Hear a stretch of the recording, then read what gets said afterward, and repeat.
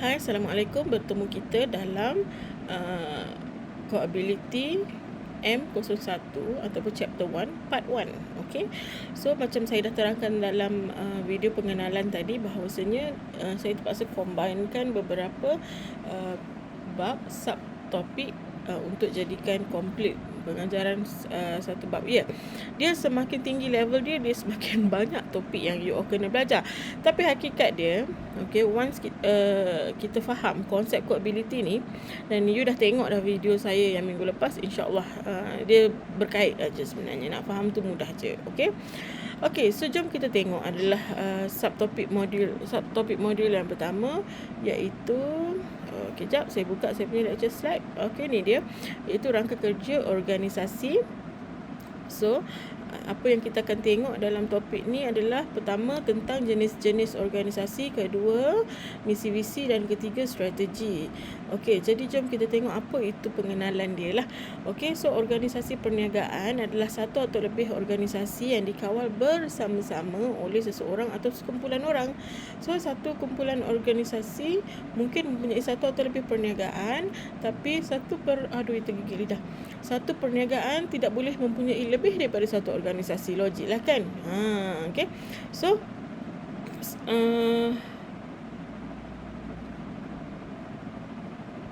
sifat organisasi perniagaan ni dia bukanlah mesin.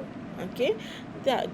Bila kita cakap tentang sistem perniagaan, dia adalah satu sistem yang kompleks yang dianjurkan secara persendirian, merangkumi prinsip-prinsip dan kaedah pengurusan yang berkesan, kepimpinan dan perubahan yang berleluasa dalam kebanyakan amalan, latihan dan pengurusan. Jadi maksud dia kat sini, dia adalah melibatkan sistem. Sistem ni, bila kita cakap tentang sistem, mestilah dia akan melibatkan ada 3 benda: manusia, operasi dan juga strategi itu sendiri. Jadi bila 3 ni combine together, biasalah mesti ada prinsip-prinsip, mesti ada kaedah pengurusan, mesti ada kaedah dan pengurusan, dan juga kena ada kepimpinan, dan mestilah bila ianya melibatkan satu proses dan juga dunia, perubahan-perubahan semasa mesti akan berlaku. Baiklah, apa dia jenis-jenis perniagaan? Saya rasa untuk topik ni dalam subjek usahawan mesti dah diajar kot. Ni asas je ni. Okey, jadi dia ada pemilik tunggal, perkongsian dan juga perbadanan. Jadi untuk pemilikan tunggal, perniagaan itu adalah dimiliki oleh satu individu kan. Jadi individu itu dipanggil sebagai pemilik. Itu kita panggil pemilik tunggal. Manakala perniagaan yang jenis perkongsian, biasanya dia memerlukan lebih banyak sumber kewangan, pekerja dan juga adanya sumber pengurusan. Jadi 2 atau lebih individu boleh menubuhkan perniagaan bersama-sama, dan ini dipanggil sebagai perniagaan ataupun jenis perkongsian. Dan jenis yang ketiga adalah perbadanan. Bila kita bercakap tentang perbadanan, dia adalah organisasi perniagaan yang dimiliki oleh pemegang saham dan distrukturkan dengan identiti undang-undang yang berasingan di bawah operasi perundingan. Okey, jadi ada kawalan undang-undang terhadap syarikat tersebut sebab dia melibatkan pemegang saham. Jadi dia macam lebih besar lah. Okey, jadi bila kita cakap ini adalah jenis-jenis, macam mana pula kita nak tentukan saiz organisasi? Jadi organisasi yang kecil biasanya kita akan mengukur berdasarkan kepada transaksi harian, jualan harian, pengurusan tunai, penerimaan dan pembayaran. Biasanya melibatkan amount yang lebih kecil lah. Okey. Bagi organisasi saiz sederhana pula, dia biasanya dikendalikan oleh satu organisasi yang melebihi 2 orang. Okey, dan ukuran dia sama dengan organisasi kecil. Beza dia tadi, dia dimiliki oleh lebih daripada satu individu, dan dia punya transaksi juga lebih besar. Maksudnya jumlah transaksi juga melibatkan jumlah yang lebih besar lah. Okey, manakala organisasi yang lebih besar, organisasi besar, dia akan melibatkan bilangan pekerja. Okey, ini cara kita nak ukur lah, nak kata organisasi tu saiz dia macam mana. Jumlah perolehan dia, bilangan cawangan. Okey, biasanya organisasi besar ni dia dah ada cawangan. Jumlah keuntungan tahunan of course akan jauh lebih besar daripada organisasi kecil dan organisasi sederhana.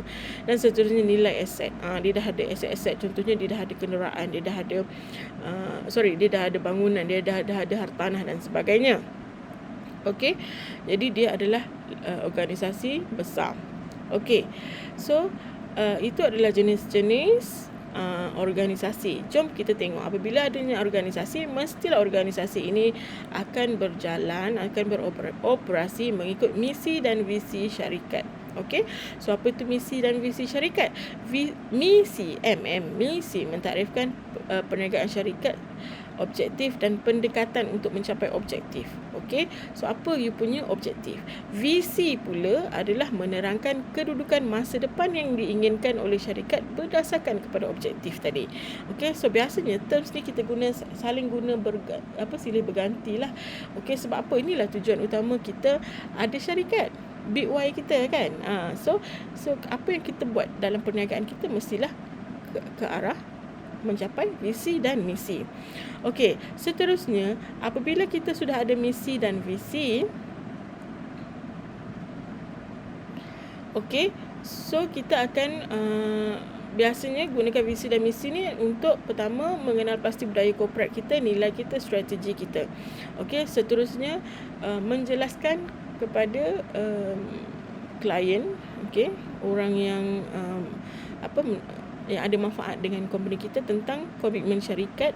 Okey, ini adalah termasuk kepada pelanggan, pekerja, pemegang saham dan juga anggota masyarakat. Okey, seterusnya memastikan matlamat tu boleh diukur, pendekatan yang diambil boleh bertindak dan visi boleh dicapai. Seterusnya kita visi dan misi ni bertujuan untuk menyampaikan mesej dalam bahasa jelas, ringkas dan tepat. Dan dia akan, bila kita adanya misi dan visi, kita ada tujuan. Okey, kenapa kita bina syarikat ni atau organisasi ni, maka dia akan membangunkan sokongan dalam seluruh organisasi. Kerana apa? Kerana orang tahu apa yang nak dicapai. Okey, tadi kita dah cakap tentang pemilikan, maksudnya orang lah. Okey, kedua kita dah pun cerita tentang misi visi. Bila kita dah cerita tentang misi visi, maksudnya objektif, tujuan syarikat, kita mesti ada strategi. Strategi apa? Strategi itu adalah proses untuk kita nak mencapai atau objektif itulah. Okey, ataupun macam mana kita nak merealisasikan objektif company kita. Jadi apabila kita nak cakap pasal strategi, biasanya kunci dia terletak kepada 3 proses teras. Okey, iaitu orang, strategi dan juga operasi. Okey, so bila kita bercakap tentang strategi sebagai satu sistem ni, memang tak boleh lari daripada 3 strategi tadi. Orang, operasi dan juga strategi itu sendiri. So pertama sekali kita mesti bangunkan strategi. Mesti kena ada idea yang kreatif, idea yang inovatif kan, untuk kita nak bawa syarikat kita ni. Mesti ada idea. Jadi berdasarkan idea tadi, kita kena rancang strategi macam mana kita nak jadikan idea kita ni sebagai satu realiti. Tak kira lah, idea ni mestilah melibatkan misi visi tadi kan. Dan apa yang kita nak buat dari segi productionnya ke, dari segi marketingnya ke dan sebagainya. Seterusnya kita sejajarkan organisasi dengan kita punya strategi. Jadi bila kita ada organisasi, kita perlu tengok dalam organisasi kita ni strategi mana yang sesuai dekat bahagian kewangan, strategi mana yang sesuai dekat bahagian pengeluaran contohnya kan, bahagian kewangan dan sebagainya. So melibatkan orang yang nak bekerja tu kena faham strategi tu juga. Okey, kemudian kita kena rancangkan operasi. Jadi bila kita sudah ada strategi, kita dah pun sejajarkan, maksudnya kita dah align dah. Okey, untuk bahagian human resource ni apa, untuk bahagian marketing ni apa, untuk production apa, untuk financial buat apa. Okey, jadi kita kena rancang operasi kita supaya segala operasi yang berjalan dalam organisasi kita akan menuju ke arah mencapai apa yang kita nak capai dalam objektif ataupun misi visi tadi. Okey, setelah itu kita perlu pantau dan kita perlu belajar. Pantau, kita tengok macam adakah di rancangan operasi itu berjalan mengikut yang kita rancangkan. Dan keduanya, belajar itu maksudnya jika ada isu, belajar cara nak menyelesaikan konflik. Jika ada masalah, belajar untuk selesaikan. Jika perlu buat keputusan, kena buat keputusan. Kalau ada kegagalan atau kerugian, perlu belajar daripada kesilapan tu. Okey, dan seterusnya kita buat ujian penambahbaikan dan penyesuaian supaya apa yang kita dah pick up tadi dapat diatasi. Okey. Jadi macam mana kita nak melaksanakan tu, langkah demi langkah, step by step untuk melaksanakan strategi sebagai satu proses. Okey, so first bila kita nak rangka strategi, mestilah kita kena gunakan otak kita yang kreatif ni. Allah dah bagi anugerah kepada kita semua, tak ada siapa pun terkecuali kan.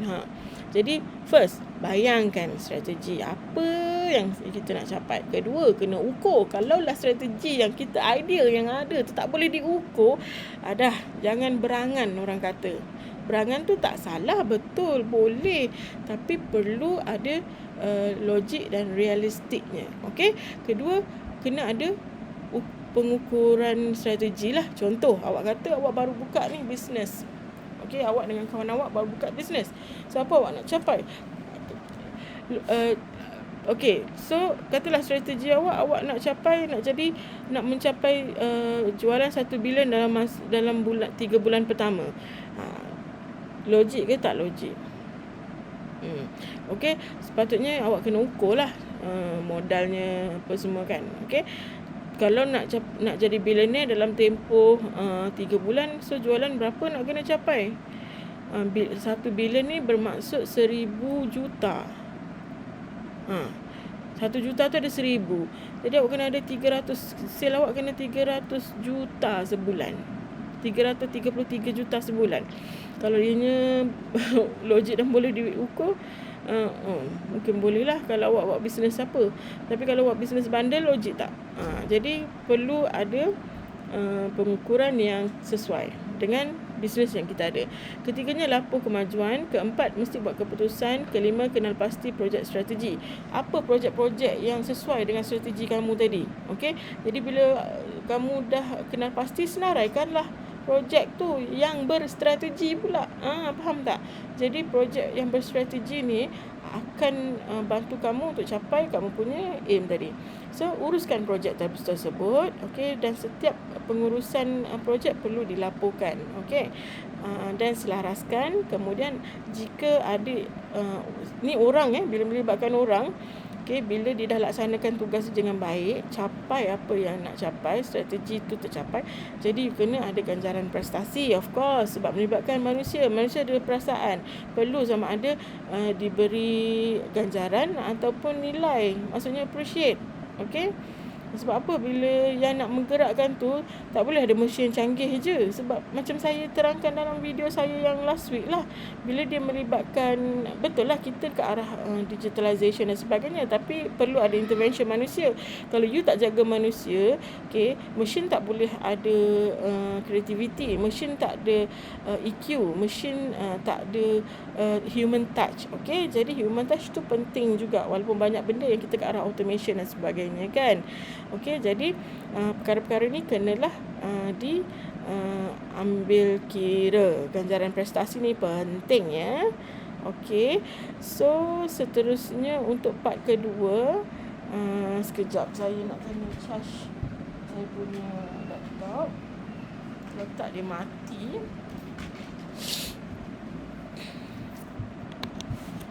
Okey. Okey, bila kita dah ada kita dah tahu jenis perniagaan, kita dah tahu misi visi, kita dah tahu strategi, dan kita dah tengok dah 3 elemen tadi, orang, operasi dan juga strategi tu tadi. Kita kena juga bercakap, suka tak suka bercakap tentang kerjasama dalam pasukan. Sebenarnya kerjasama dalam pasukan ini adalah actually topik kedua dalam bab 1 ni.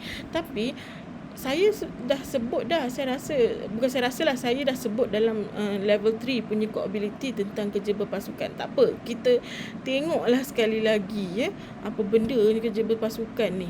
Okey. So kerja berpasukan ni merujuk kepada pekerja yang bekerja dalam satu kumpulan lah. Okey.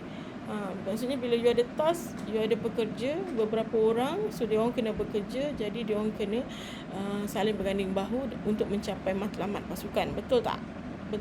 Ingat lagi tak? Okey.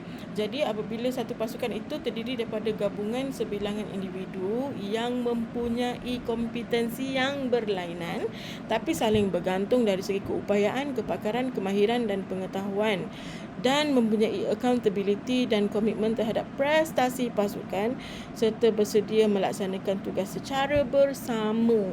Jadi bila kita bekerja dalam pasukan ni, dalam organisasi ni, lain orang lain kompetensi dia, tapi dalam kita nak capai apa orang kata objektif syarikat tu, kita kena combine all this kompetensi, kelebihan, kemahiran, pengetahuan. Okey, orang-orang ini ahli pasukan kita kena bersedia untuk laksanakan tugas secara bersama. Perlulah committed dan juga ada accountability. Okey, accountability.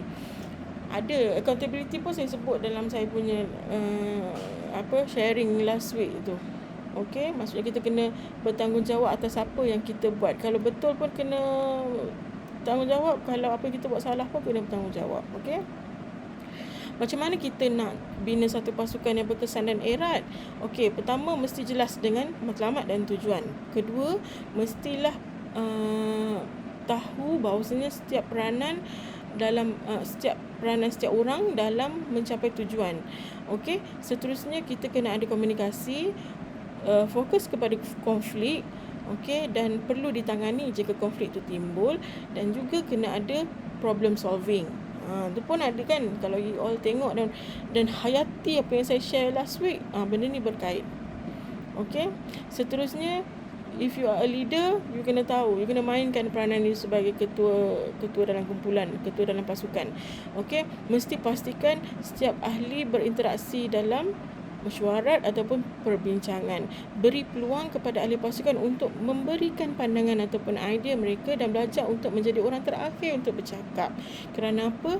Supaya setiap orang dalam ahli pasukan tu terasa diri dia telah pun menyumbang dengan memberikan idea dan juga dihargai kerana diberi peluang untuk bercakap. Sampai macam tu Orang ni kadang-kadang kalau asyik seorang je nak bercakap, dia rasa macam tak, no point dia masuk mesyuarat sebab dia tak boleh pun nak cakap, nak bagi tahu idea dia. Okey, jadi kalau awak menjadi seorang ketua pasukan yang baik, leader yang baik, you must give everybody, each of your team member untuk kemukakan idea. Biar bagi dia orang kemukakan idea. Seterusnya, bila ada performance yang baik daripada ahli pasukan, berikan pujian ataupun ganjaran yang sepatutnya lah. Okey, dan seterusnya nilai dan ganjaran ini perlulah dimasukkan ke dalam kajian terhadap tahap kerja berpasukan dia. Maksudnya kalau nanti you kena bagi markah terhadap keseluruhan performance dia, you perlu ambil kira walaupun sekecil-kecil kejayaan yang dicapai dalam kumpulan. Okey? So, apa dia kunci kejayaan kerja berpasukan? Okey, pertama, macam saya cakap tadi lah, kena faham matlamat dan kena ada komitmen untuk capai. Kedua, kita dalam kumpulan tu perlu wujudkan persekitaran yang membolehkan orang lain, semua ahli pasukan berselesa untuk mengambil risiko. Kena ada komunikasi yang semestinya terbuka, jujur dan ada respect. Okey? So, ahli pasukan yang mempunyai semangat pasukan yang tinggi, semangat kekitaan yang tinggi dalam pasukan. Kita kena melihat setiap individu dalam pasukan kita ni orang yang unik dan kompetensi dia berbeza yang kita perlukan. Okey, jadi kita kena appreciate. Kita tak boleh anggap macam kau tak ada kau pun tak apa, tak boleh. Sebab kita kena appreciate setiap talent, setiap kenapa tak on aku. Okay. Kita kena appreciate setiap talent yang ada dalam pasukan kita. Okay. So, kena sentiasa self-check dalam pasukan. Self-check. Okay. Jadi, keduanya apa dah ni pun tak pasti. Tapi, poin seterusnya adalah setiap orang perlu bersetuju terhadap prosedur. Okay. Supaya senang kita nak kenal pasti, kita nak analisis dan kita nak selesaikan masalah yang melibatkan kerja berpasukan ni. Okey. So kepimpinan penglibatan perlu untuk mengendalikan mesyuarat supaya apa? Ahli pasukan tu dapat membuat keputusan yang berkualiti dalam mesyuarat. Okey, so macam mana pula kita sekejap ya.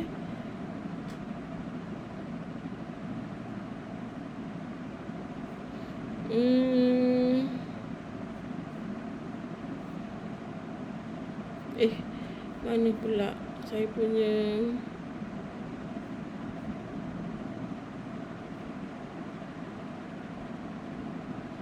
okey, rahsia kejayaan.